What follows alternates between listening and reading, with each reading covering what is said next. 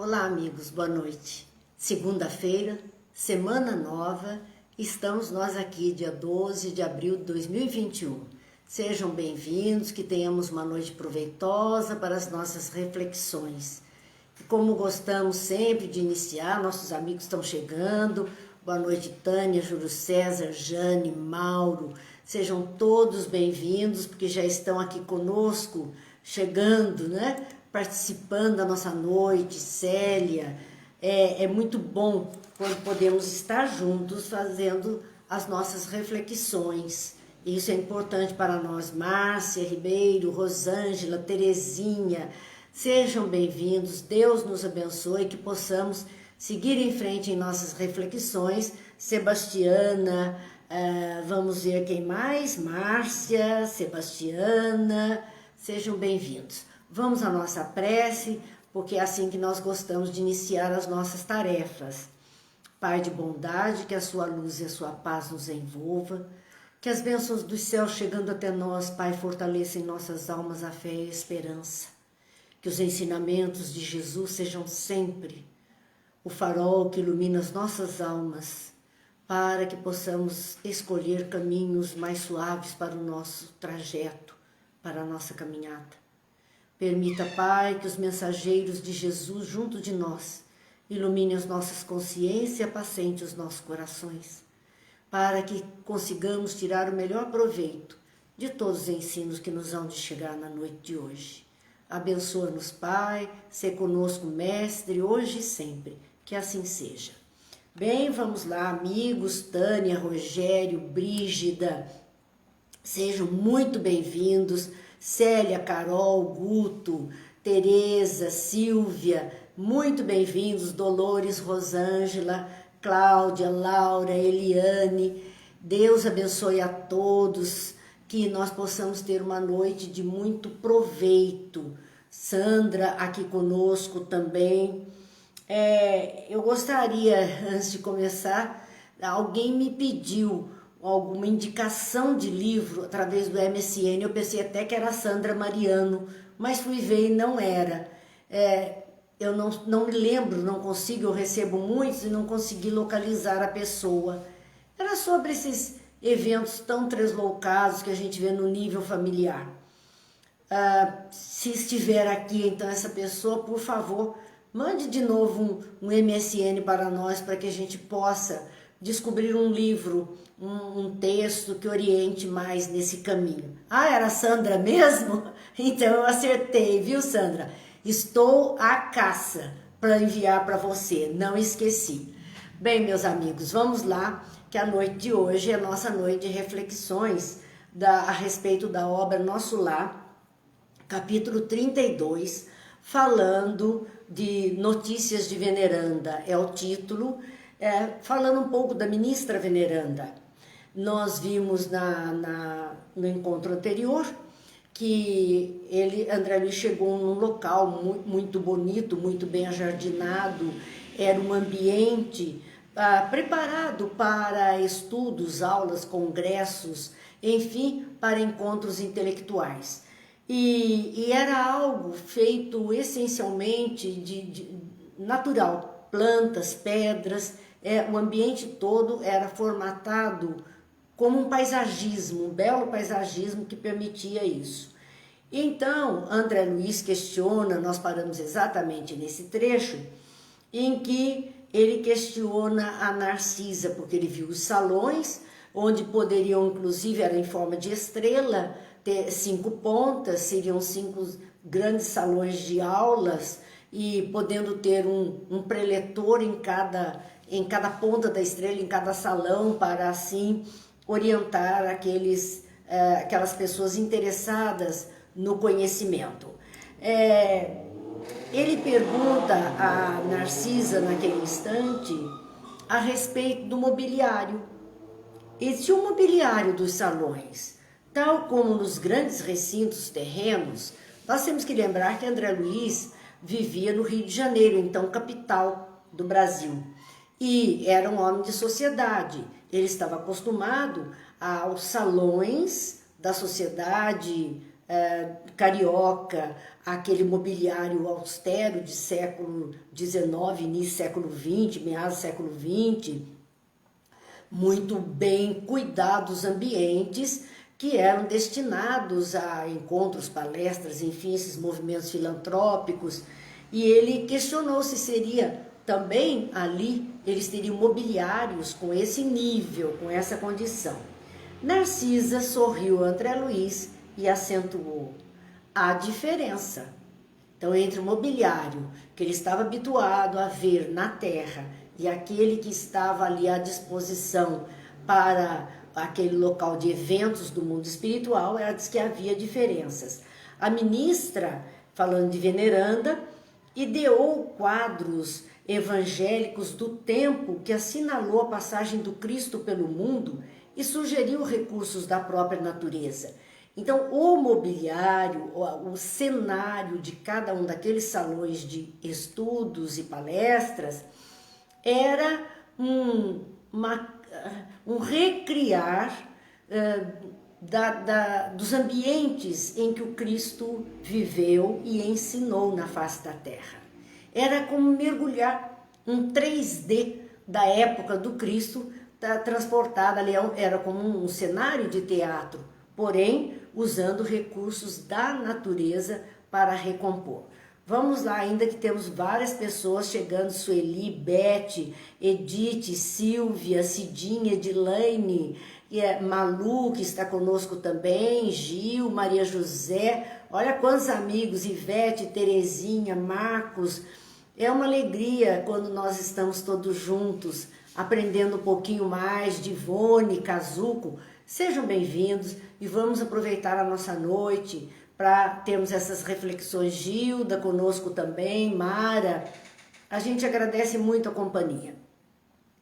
Então Narcisa explica a ele que ela vai detalhar essa composição do ambiente para que ele visse. Cada salão natural, porque os recursos eram plantas, era vegetação, então era um paisagismo que compunha um cenário do Cristo.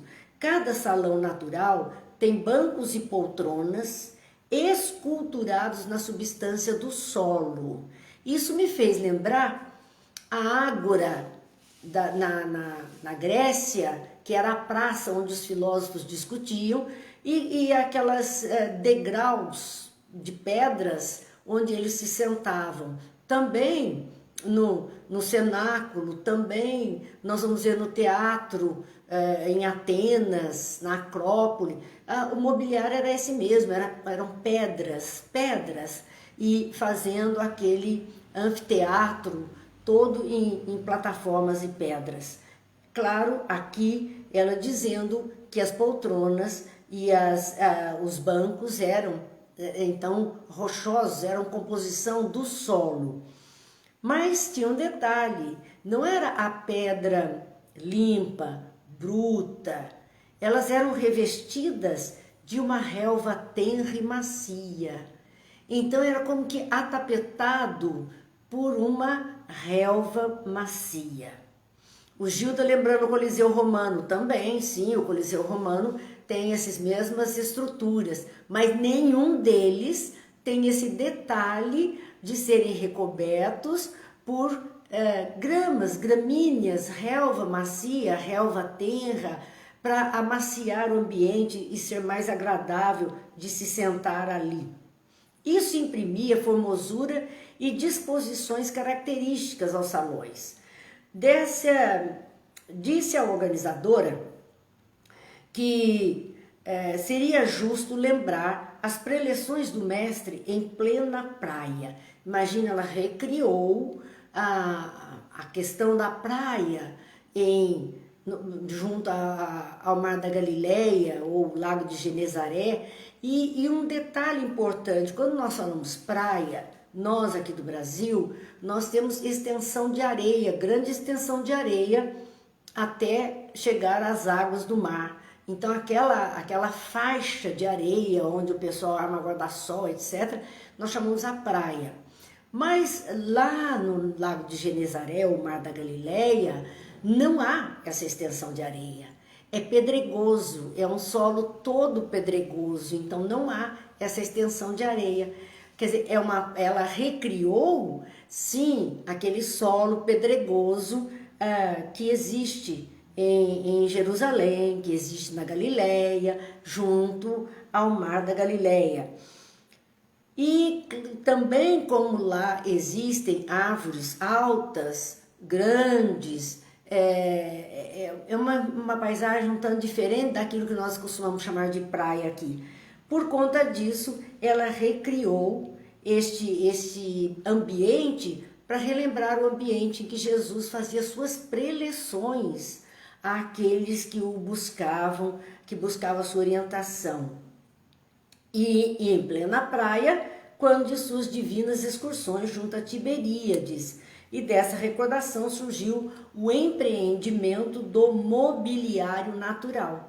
Então, em Tiberíades era exatamente assim, pedregoso, rochas, gramas, flores, árvores altas, e as pessoas se esparramavam por aquele ambiente, e Jesus também se assentava, uma pedra mais alta. Ela recriou isso, o ambiente eram recriações de locais onde Jesus tinha feito suas preleções. A conservação de um ambiente assim, claro, quem faz jardinagem sabe disso, exige cuidados permanentes, né? Por causa de sol, por causa de chuva, gramíneas, pragas, tudo tem que ser muito bem cuidado. Então, também no mundo espiritual, exigia cuidados permanentes. Mas a beleza dos quadros do ambiente formado representava uma vasta compensação para todo o trabalho de manutenção que eles tinham a fim de ter aquele ambiente no mundo espiritual. O mais belo recinto de nosso ministério é o destinado às palestras do governador. Então, no Ministério da Regeneração, e vamos lembrar, né, o Ministério da Regeneração, vamos dizer, na escala, é o degrau mais baixo, o mais próximo da região umbralina. Neste ambiente, Narcisa deu a ele uma beleza, um local aprazível, de conforto, de bem-estar. Imagine nas esferas mais altas ainda. E neste ambiente, talvez até para minimizar um pouco das aflições que as criaturas teriam passado nas suas regiões umbralinas, suas dificuldades, e era um pátio de recuperação, para depois seguirem adiante. Então, neste ambiente do Ministério de Regeneração, conta Narcisa, que o mais belo recinto era o reservado, o destinado às palestras do governador. Aqui nós temos um costume, quando temos um ambiente de múltiplas salas para eventos, existe uma que é chamada Salão Nobre. É o principal, é o maior, é o que a ele se destinam as palestras de maior peso, os palestrantes que têm mais know-how, enfim. Então aqui também ele falava a respeito de que esse era o ambiente mais bonito para as palestras do governador. A Edna, Geraldo, boa noite. A Edna dizendo, também estou te assistindo. Que bom, Edna, a gente fica feliz que você esteja junto de nós também. E aqui, continua Narcisa dizendo, a ministra veneranda, olha a delicadeza dessa ministra. Ela descobriu que o governador de nosso lar, ele sempre estimou as paisagens de gosto helênico. Então, lembremos da Grécia, lembremos das colunas gregas, das colunatas, dos afrescos, da ágora, e nós vamos pensar essa arte grega numa qualidade fantástica. Ele era simpatizante desse tipo de ambiente. E ela descobriu isso, desse gosto helênico mais antigo, da Grécia Antiga mesmo. E decorou o salão a traços especiais formados em pequenos canais de água fresca, fontes graciosas, lagos minúsculos, palanquins de arvoredo e frondejante vegetação, porque era assim que os filósofos gregos ensinavam os seus discípulos, caminhando por estes ambientes que tinham essas delicadezas, esse ambiente mais natural e mais ameno, com águas, fontes, pequenos riachos, locais aprazíveis para que as pessoas pudessem se sentir mais em contato com a natureza. Interessante que há poucos dias eu li um artigo a respeito de que as pessoas pensam melhor, e que era um costume então dos filósofos antigos, caminhando, que quando nós caminhamos, nós ativamos algumas regiões do cérebro que nos ajudam a pensar melhor, a criar mentalizações e descobertas, e que esses grandes cientistas mesmo, Einstein era um que gostava de caminhar, os grandes filósofos gostavam de caminhar, e era nas caminhadas que eles então vinham a eles as melhores ideias. Talvez porque na caminhada a gente acabe se desligando do ambiente comum do dia a dia, a gente acabe se sintonizando com outras coisas, ou até mesmo deixando a mente tão vazia, porque não estamos presos à paisagem, apenas vivendo aquela sensação. Talvez isso facilite, então, sermos melhores intuídos, inspirados. O Gil nós nem queríamos entrar no quesito de estrutura fisiológica do nosso corpo humano, mas o Gil lembra aqui a respeito de maior oxigenação. Tudo isso é interessante de nós pensarmos, que é nessas situações que nós somos mais favorecidos. Talvez por isso é que os grandes mestres sempre ensinavam com este conceito de caminhada, de passeio, e por isso que se diz que o ensino de Jesus era peripatético. É o ensino, periferia, andar pela periferia. Ele ensinava no caminho, nas estradas, mostrando às pessoas uma plantação e usando os recursos da natureza que estavam ao alcance dele naquele instante. E a veneranda fez isso.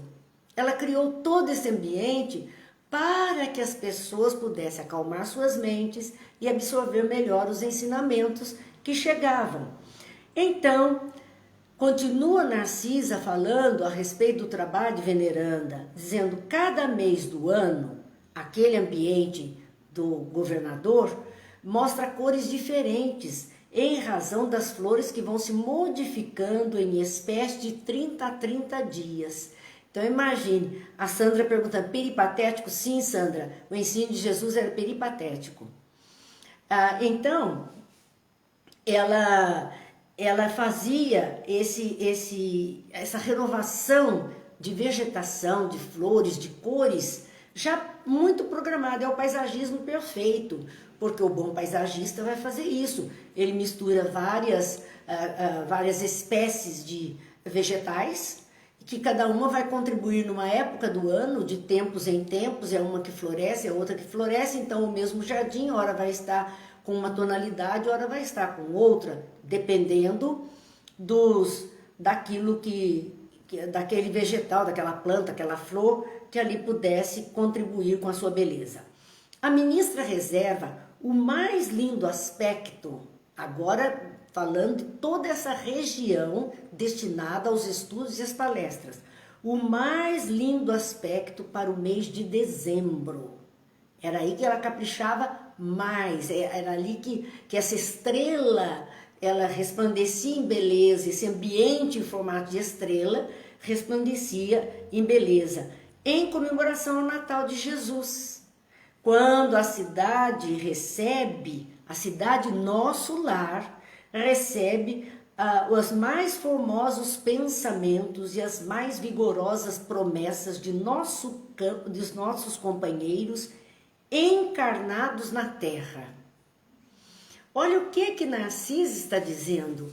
Tudo era muito preparado para ficar muito bonito, porque era neste momento, época de Natal, que os desencarnados que habitavam o nosso lar, então nossos entes queridos, É aí que nós nos lembramos deles com mais intensidade. Bate a saudade, bate aquela tristezazinha pela separação, mas fazemos as preces, vibramos que estejam bem. Então todo esse nosso pensamento somado ao nascimento de Jesus é que vai como uma onda renovadora envolver os nossos entes queridos. Então Narcisa diz, é nessa época do Natal de Jesus, quando a cidade recebe os mais formosos pensamentos e as mais vigorosas promessas de nossos companheiros encarnados na Terra. Porque no final do ano que a gente promete tudo. Não, nessa época a gente promete que vai mudar, que vai ser diferente, que não vamos mais, vamos fazer as pazes com esse, com aquele, até tenta-se muitas vezes a aproximação.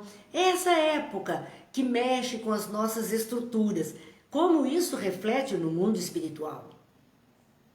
É interessante que nós nos lembremos que a questão 459 do Livro dos Espíritos, Kardec perguntou ao mundo espiritual, os espíritos influenciam em nossas vidas? E a resposta, resumidamente, é sim, mais do que podeis imaginar. Por vezes são eles que vos dirigem. Cada vez que lemos essa pergunta, e uma primeira vez que tivéssemos lido, imediatamente a gente pensa em espírito ruim, com uma vibração ruim, um processo de obsessão, é isso que a gente pensa. E que a nossa vida fica dirigida por obsessores. Não é isso. Porque ele não perguntou os espíritos maus, os espíritos obsessores. Os espíritos influenciam em nossas vidas? Os desencarnados influenciam em nossas vidas? Mais do que podeis imaginar. Porque eles estão sempre por perto, estão sempre junto de nós. E quando eles, por vezes, são eles que vos dirigem, porque nos intuem, porque nos inspiram. Mas o reverso disso também é verdadeiro. Nós estamos vendo Narciso dizer que nós, espíritos aqui encarnados, quando mudamos esse nosso padrão, quando lembramos dos nossos entes queridos, quando vibramos algo de bom, quando prometemos mudanças para melhor, quando os nossos pensamentos se animam, eles lá também recebem e influencia no ambiente da colônia inteira. É mão dupla essa conexão, essa interação entre o mundo visível e o invisível, é mão dupla. Ambos se influenciam, ambos exercem força sobre o outro. Então, é isso que ela diz. Passam aos nossos companheiros encarnados na Terra e envia, por sua vez, ardentes afirmações de esperança e serviço às esferas superiores em homenagem ao Mestre dos Mestres. Quando fazemos isso, esperança do mundo melhor, Jesus vai nascer, com ele vem aí o novo ano, vem aí um final feliz para essa história. São todas as esperanças que nós depositamos ao lembrar o nascimento de Jesus, quando se aproxima esse Natal. Esperança de cura para um, de ajuda para o outro, de emprego para o outro. É sempre assim, no final de um ano, começo de outro ano. Sempre assim. E é isto que chega até as esferas superiores. E é recebido como uma homenagem ao Mestre dos Mestres, que é o amor sobre o amor na Terra. Então é um manifesto que vai até Jesus. Este salão é nota de júbilo para os nossos ministérios. É de tal forma envolvido por tudo isso que os ministérios ficam felizes, ficam tocados com a energia que vai se acumulando ali no período do Natal. Vamos lá, que eu ainda tenho que dizer boa noite a alguns amigos que eu não disse, a Lena, a Lourdes, que estão aqui conosco, e que eu não pude responder a elas, né? Mas sejam bem-vindas e vamos em frente com as nossas reflexões, porque essa descrição que Narcisa está fazendo dessa região da cidade Nosso Lar, né? Da colônia Nosso Lar, para nós, é uma demonstração dessa interação das nossas energias com esses planos que estão mais próximos de nós. Elas chegam até lá e voltam para nós. Boa noite, Marcos. E aqui nós então, continuando a narrativa de Narcisa, ela diz: talvez já saiba que o governador aqui vem quase semanalmente aos domingos. Hora que o governador tinha por hábito. Imagina, ele era o cargo mais importante, né? É o presidente da república, é o governador, é o ponto alto. E ele, quase todos os domingos, ele ia lá nesse ministério, que era o de maior sofrimento, onde acolhia as pessoas mais complicadas, que vinham, os recém-chegados da terra, era ali. E ele ia quase todos os domingos visitar. É como se ele saísse do centro da cidade para a periferia sofrida e fosse visitar essas criaturas. Ele ia quase todos os domingos para lá e ficava horas ali conferenciando com os ministros da regeneração. Vale lembrar aqui que nosso lar tinha 6 ministérios. Cada ministério tinha 12 ministros. Então, aqui no Ministério da Regeneração eram 12. Nós estamos falando de veneranda, tinham mais 11. Então ele reunia aqueles ministros daquele ministério quase todo domingo, e ali ele ficava horas conferenciando, fazendo conferência com eles, discutindo pontos, conversando com os trabalhadores. Ele não falava só com os ministros, ele conferenciava com eles, depois ele ia ter com os trabalhadores do local, daquele ministério, ele conversava com eles, oferecendo sugestões valiosas. Quer dizer, ele examinando nossas vizinhanças, conversar com o trabalhador e oferecer informações valiosas, sugestões, claro, porque ele era o mais experiente, o de maior visão, sabia das consequências dos atos, orientava os trabalhadores para que aquele ministério tivesse então um melhor proveito da situação. A Ângela disse que ela está lendo Os Mensageiros. Daqui a pouco nós vamos chegar lá, Ângela, porque nós vamos acabar o nosso lar e vamos seguir adiante. Boa noite, São Antônio. Então, ela continuava explicando, né, que ele ensinava, ajudava, dava sugestão aos trabalhadores que ali se encontravam. Examinando nossas vizinhanças com o umbral, porque era, como nós dissemos, o local de nosso lar mais próximo da região umbralina, que é a intermédia. Este local, ele ia examinar essas regiões mais sofridas, onde existiam criaturas mais necessitadas, ele ia até lá, recebendo nossos votos e visitas e confortando enfermos convalescentes. Ele não assistia, não dialogava só com os ministros, nem só com os trabalhadores, ele visitava a região e ainda ia ter com os enfermos convalescentes que estavam ali internados, convalescendo para poder depois serem remanejados. Ele ia visitá-los naquele hospital para poder saber da situação deles. À noitinha, quando sobrava tempo, quando ele podia se demorar um pouco mais, então ele passava-se o domingo inteiro ali. Ele ouvia música e ele escuta números de arte executados por jovens e crianças dos nossos educandários.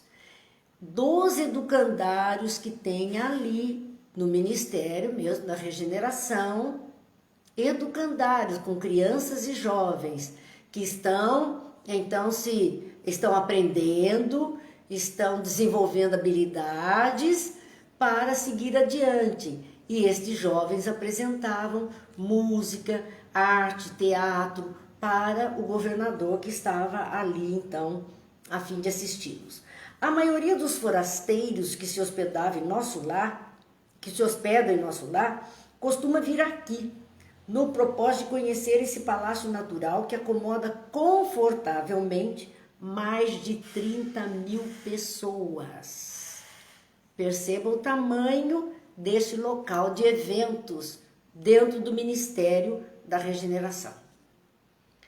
Comportava mais de 30 mil pessoas, aquele espaço da estrela de 5 pontas, ali caberiam sentadas mais de 30 mil pessoas para assistirem às palestras, os estudos, as apresentações de teatro e música, fosse o que acontecesse, estariam ali com essa possibilidade. Interessante também, Narcisa, nos contar isso. A maioria dos forasteiros que se hospedam em nosso lar. Então, nosso lar também é uma colônia que oferece a possibilidade de hospedagem àqueles que estão de passagem.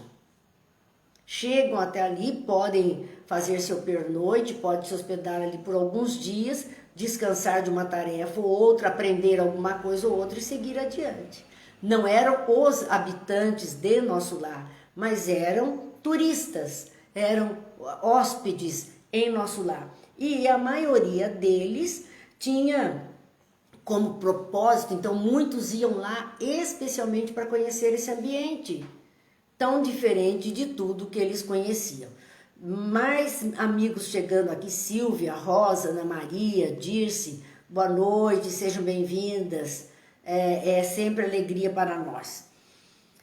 O salão da ministra veneranda é também esplêndido recinto. Cada ministro tinha lá o seu salão, o seu escritório, o seu departamento, eles chefiavam departamentos diferentes, então eles tinham um ambiente próprio. Veneranda tinha o seu ambiente próprio. E ela diz, o salão dela, até onde ela dava aulas, palestras, ensinos, é um esplêndido recinto cuja conservação nos merece especial carinho. Todo o nosso préstimo será pouco para retribuir as dedicações dessa abnegada serva de nosso Senhor. Então ela tinha também um salão que eles tinham prazer em cuidar, porque era uma maneira de retribuir a ela aqueles benefícios que ela era incansável em promover para todas as criaturas. Grande número de benefícios nesse ministério foram por ela criados para atender aos mais infelizes. Então ela tinha olhos de ver, observava a necessidade e procurava desenvolver uma solução para aquela necessidade. E as necessidades sobre as quais ela pôde trazer alguma luz, alguma forma de atender, foram estas voltadas às criaturas mais infelizes. Então, foram a maioria dos benefícios que ela promoveu ali no Ministério da Regeneração, foi para atender, sim, aos mais infelizes. A sua tradição de trabalho em nosso lar é considerada pelo governador como das mais dignas. Ela era uma representante forte, digna, ética, dedicada, era tido como uma pessoa exemplar. É a entidade com o maior número de horas de serviço na colônia. Veneranda era a pessoa com maior número de horas de trabalho na colônia. Vocês se lembram que quando André Luiz chega na casa de Lísias, Dona Laura está contando para ele, fala do bônus hora e fala da aquisição. Lembra-se daquela mulher que fez a primeira entrevista com ele? E a mulher tinha pouquíssimos bônus horas de trabalho, em 6 anos que ela estava ali, não tinha nada de trabalho. Mas a Dona Laura já tinha um trabalho considerável e tinha um saldo suficiente para uma casa, mas Veneranda é algo muito além de todos eles, em dedicação e trabalho. Então ela diz, é a entidade com maior número de horas de serviço na colônia e a figura mais antiga do governo e do ministério em geral. Era o espírito que há mais tempo estava ali, era o espírito que há mais tempo ocupava cargo no governo, era o espírito que há mais tempo ocupava um ministério no governo, mas era o espírito que mais trabalhava na colônia inteira de nosso lar. Continua então Narcisa dizendo, permanece em tarefa ativa nesta cidade há mais de 200 anos. Lembra-se que o governador fazia também 200 anos que não tirava férias? Veneranda está empatada com ele. Há mais de 200 anos ela presta serviço incansável ali na colônia para ajudar as outras criaturas. E o André Luiz, então, ele está extasiado com tudo isso que Narcisa fala a respeito dessa ministra extremamente dedicada, e ele diz como deve ser respeitável essa benfeitora. Ele está assim, maravilhado com ela. E Veneranda diz a ele, você diz muito bem, é a criatura das mais elevadas de nossa colônia espiritual, quer dizer, todo mundo respeitava. Na colônia espiritual, todo mundo sabia quem era e lhe dava o devido respeito merecido por ela. Os 11 ministros que com ela atuam na regeneração, lembram-se, eram 12 em cada ministério. Aqui é o Ministério da Regeneração, então era ela e mais 11. Os 11 que trabalhavam com ela, ouvem-na antes de tomar qualquer providência de vulto. Então eles fazem aquilo que nós chamaríamos de colegiado. Eles não fariam decisões monocráticas. Eles seguiriam o presidente do conselho, que é ela, e se juntariam em colegiado para tomar as decisões. Não é porque cada um está ministro disso ou daquilo que teria o direito de estar tomando decisão. Não, eles a consultavam até porque era ela quem poderia orientá-los na escolha, levar os planos, discutirem os planos e escolherem em conjunto, em comum acordo. Assim, eles se socorriam dela. Em numerosos processos, a governadoria se socorre dos seus pareceres. Processos que existem na governadoria a respeito das pessoas que ali estão. E eles se socorriam da veneranda para ouvir o parecer dela nesse ou naquele caso.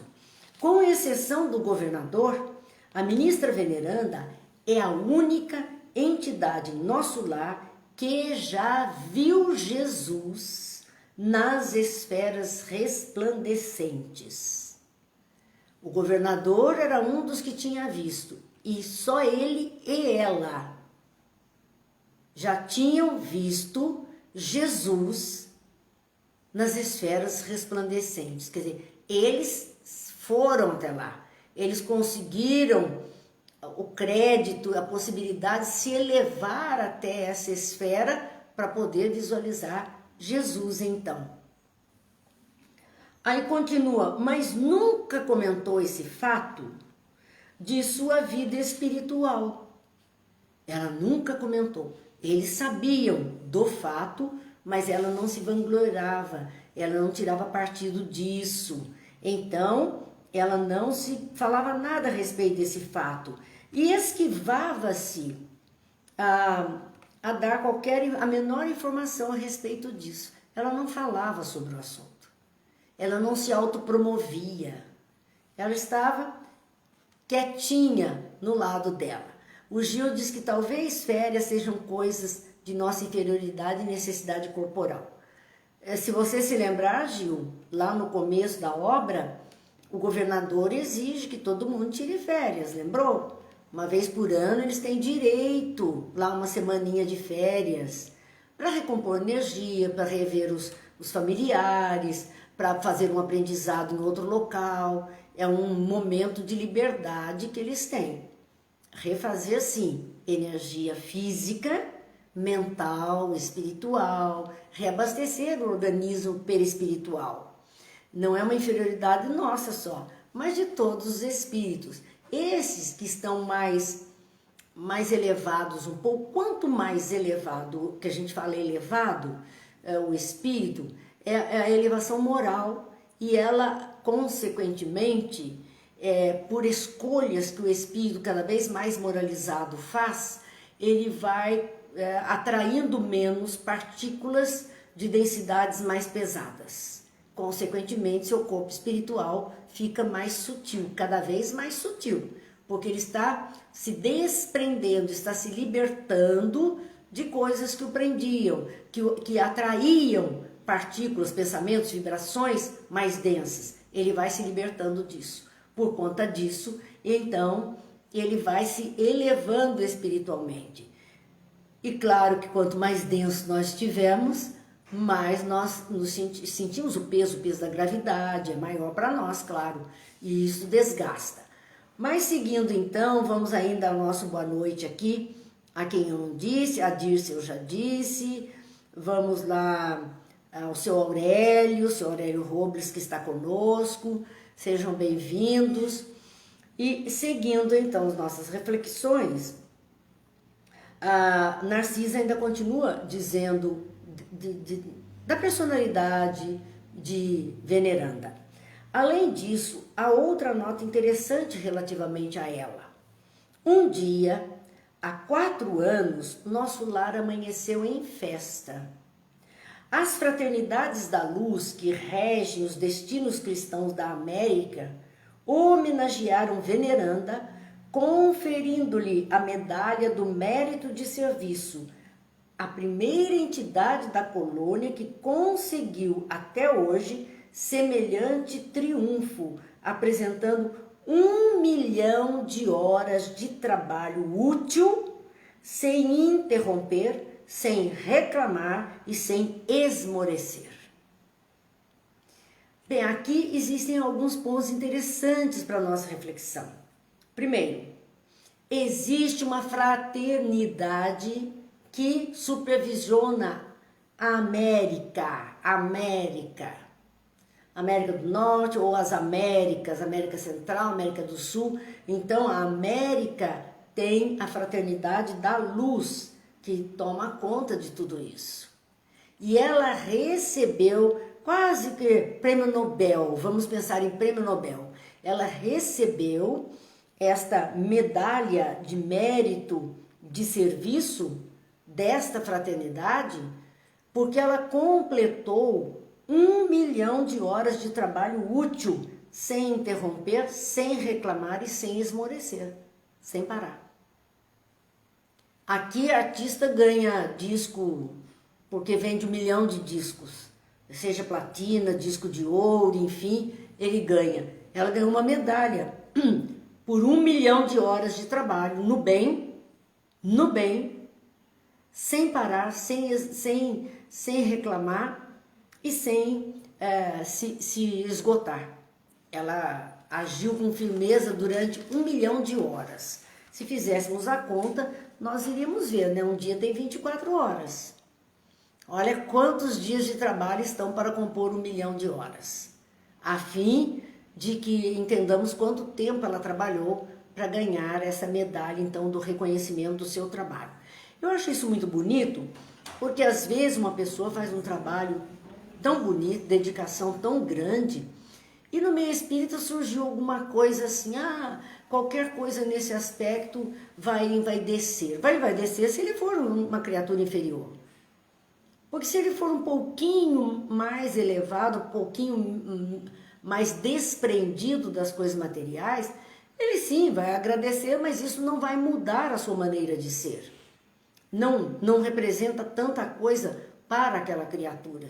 Então, por que não podemos reconhecer um trabalho bem feito, uma dedicação de alguém? Chico teve tantos anos de dedicação e amor ao próximo, Divaldo tem tantos anos de dedicação e amor ao próximo, e nós não podemos falar desses companheiros, não podemos agradecer, não podemos enaltecer o trabalho deles, porque senão eles vão ficar vaidosos, nós vamos estar complicando a vida deles. Será que eles estão tão ocupados assim com essa vaidade nesse aspecto?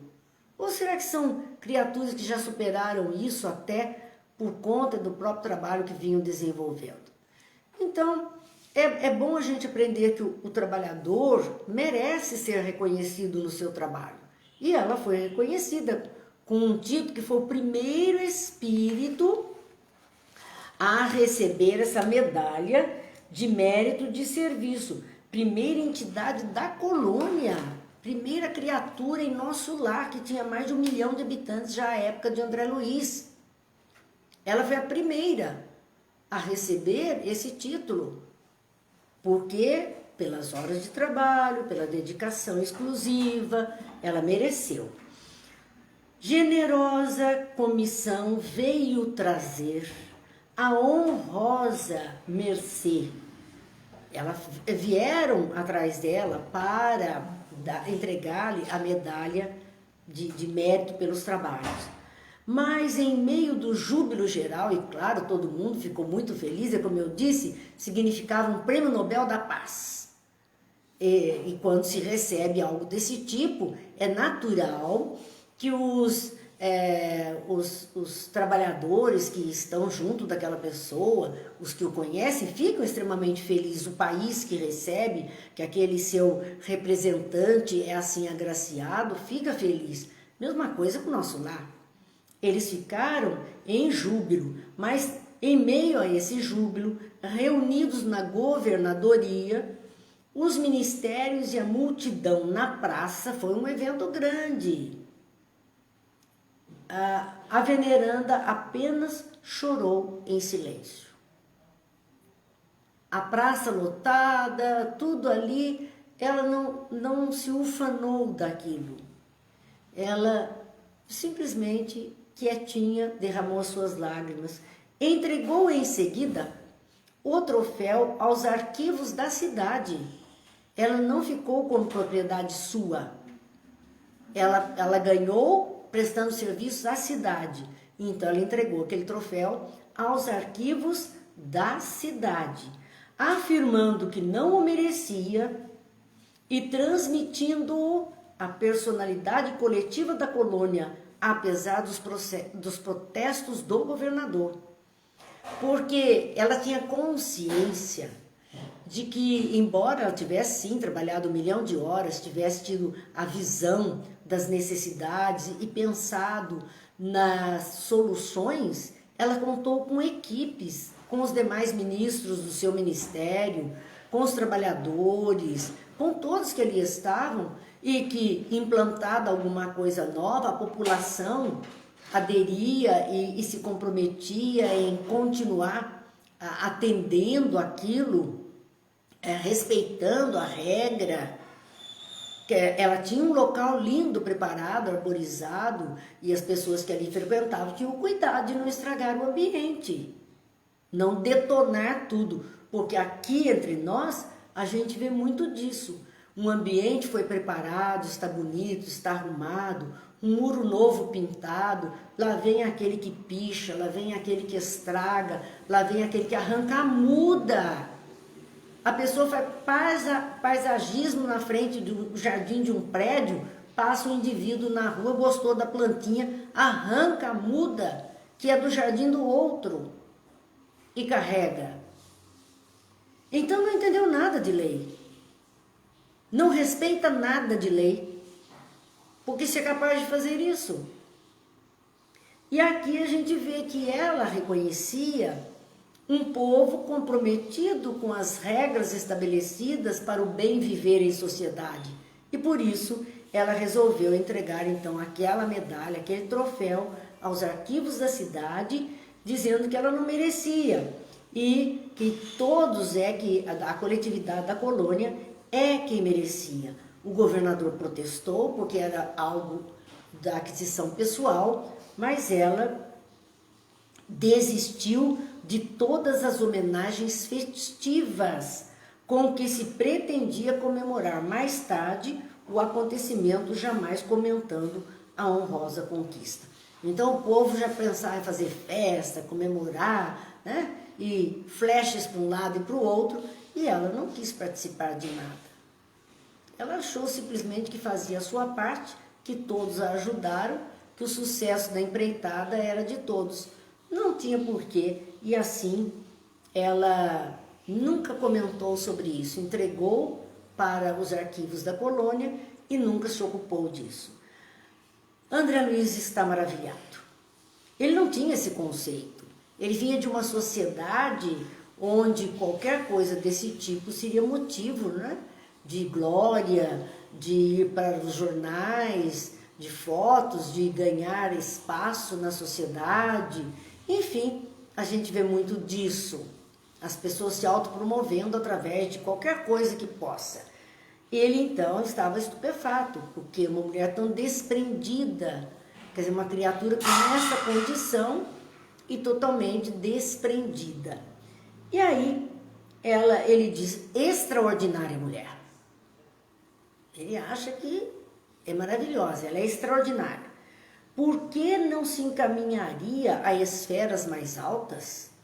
Ora, se ela era uma criatura, 1 milhão de horas trabalhadas, reconhecido o seu trabalho por fraternidades da luz, de esferas mais elevadas, reconhecia a grandeza do seu trabalho, respeitada por todos aqueles ali, a única entre aqueles que pôde ver Jesus uma vez, se aproximar dele. Então, o que essa mulher estava fazendo ali? André Luiz, ela não pode ir para esferas mais altas, condições mais elevadas, ela está no pior ministério que existe, é o da miséria humana, e ela está esse tempo todo. Não poderia, então, ela se encaminhar para esferas mais altas? E Narcisa explica a André Luiz naquele momento. Intimamente, ela vive em zonas muito superiores à nossa. Quer dizer, o íntimo desse espírito, a essência, a mente, estava sempre adiante. Ela vivia a qualidade de espíritos nobres. Então, intimamente, ela vive em zonas muito superiores à nossa. Quer dizer, o ser que ela era não tinha uma vida comum como aqueles que ali estavam. É de outro mundo, como a gente diz. Essa criatura é tão boa, ela é de outro mundo. Não pertence a esse mundo. Quer dizer, não pertence a este comportamento raso que a maioria das pessoas tem. Assim, então, intimamente, ela vive em zonas muito superiores à nossa. E permanece em nosso lar por espírito de amor e sacrifício. Lembram-se quando nós ouvimos relatar que Dr. Bezerra de Menezes, Adolfo Bezerra de Menezes, já teria condição de ir ascender a outras esferas por tudo que ele fez, por tudo que ele viveu, por tudo que ele conseguiu realizar, e ele poderia pleitear coisa melhor para si. Mas qual foi o pedido dele aos emissários de Maria, aos emissários de Jesus? Que ele pudesse permanecer na terra mais um tempo. Porque enquanto houvesse um dos seus irmãos em sofrimentos, ele não se sentiria feliz partindo daqui onde ele podia ajudar. Então é isto. Ela também fez essa opção. Ela não queria seguir adiante para ajudar aqueles que sofriam mais, a quem ela amava muito. Ela amava os pobrezinhos da alma, como Francisco de Assis sempre amou os pobrezinhos, ela também amava os pobrezinhos da alma, essas almas sofridas, almas ainda na infância do seu próprio existir, estas almas que ela amava tanto. Por isso ela resolve permanecer ali. É bom para ela se sentir no meio dessas criaturas. Soube que essa benfeitora sublime vem trabalhando há mais de 1000 anos. Ali em nosso lar ela estava há mais de 200 anos como um espírito exemplar. Mas ela tinha mais de 1000 anos de trabalho pelo grupo de corações bem-amados que demoram na terra e espera com paciência. Ela não só trabalhava por aqueles necessitados que estavam ali, ela tinha entes queridos na terra, um grupo de corações bem amados, de criaturas que ela queria bem e que estavam na face da terra, encarnados. 1000 anos que ela estava ajudando o grupo a reencarnar, juntos, promovendo entre eles harmonia, crescimento. Ela estava ali, ocupada com um grupo de corações queridos seus, os quais ela aguardava ali no Ministério da Regeneração, que era a porta de entrada, lembram? Ela aguardava ali, que ela esperava com paciência o dia que eles chegassem ali, para então ela reencontrá-los e poder ajudá-los mais diretamente. André Luiz não cabia em si, era muita informação para sua cabeça, e ele então pergunta a Narcisa: como poderei conhecê-la? Porque diante de tanta informação, ele estava curioso de ver essa pessoa, de conhecer essa pessoa, de se aproximar dessa pessoa de tamanha grandeza. E Narcisa responde a ele: amanhã à tardinha, após as preces, lembra que as preces eram às 6 horas da tarde, a ministra virá ao salão, a fim de esclarecer alguns aprendizes sobre o pensamento. Veneranda ia fazer uma palestra sobre o pensamento, e André Luiz ia poder assistir a este evento quando ela falaria sobre o tema para alguns aprendizes. Então, meus amigos, o trabalho não para. Onde estivermos, a proposta do trabalho no bem é sempre para nós motivo de alegria. Se pudermos colaborar, e se pudermos ter a colaboração, porque é claro que nós precisamos tanto de alguém que nos ajude, que nos estenda a mão. Eu vejo a vida como esta corrente onde nós levantamos a mão para nos agarrarmos em quem está acima e estendemos a outra mão para quem está abaixo. E assim somos puxados por um e puxamos outro também. É desse jeito que nós conseguimos ir nos movimentando, como se resgatados por uns e resgatando outros ao mesmo tempo. E a influência do nosso comportamento, a influência dos nossos pensamentos é tão grande que ela vai fazer uma palestra a respeito do tema e que ficará claro para próximos capítulos, porque hoje estamos encerrando e encerramos aqui o capítulo 32. Na segunda-feira que vem, se Deus quiser, estaremos vendo o capítulo 33, Curiosas Observações. Agradecemos muito a companhia de vocês e lembrando que amanhã, nossa noite, estudarmos ainda o Livro dos Médiuns, que já estamos chegando ali no final dele, mas que estamos no capítulo 29, encerrando lá o Livro dos Médiuns. Amanhã, se Deus quiser, neste mesmo horário, 20 horas, estaremos aqui.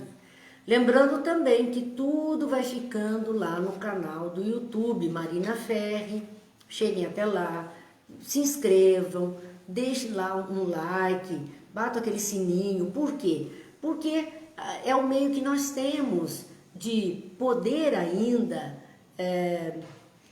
estender tudo isso. Não é muito, mas é o que estamos conseguindo fazer. É o que por hora conseguimos entender e compartilhar com todos os amigos. Então agradecemos muito a companhia de vocês e vamos encerrando com aquele poema lindo de ação de graças, porque mais um fim de semana que passamos junto da família, mais uma semana que se inicia com muita proposta de trabalho. Então temos só que agradecer mesmo.